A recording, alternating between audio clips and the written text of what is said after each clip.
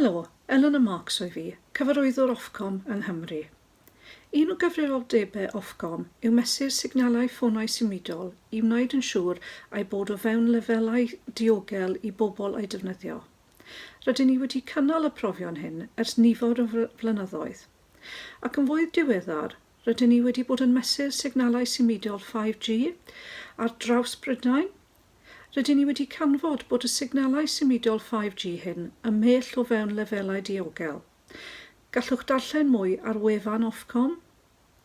Mae mastiau ffonau symudol mewn rhai ardaloedd wedi cael ei fandaleiddio oherwydd bod bobl yn rhoi bai ar gam ar 5G symudol am ledaeniad coronafeirws. Ond, os bydd mastiau ffôn symudol yn stopio gweithio, ni all bobl ffono gwasanaethau brys neu gysylltu â'u ffrindiau neu eu teuluoedd. Mae hwn yn feddygiaeth difrifol i diogelwch bobl. Felly, helpwch ni gefnogi rhwydweithiau band-eang a symudol fel y gall bobl aros yn diogel a cadw'r cysylltiad.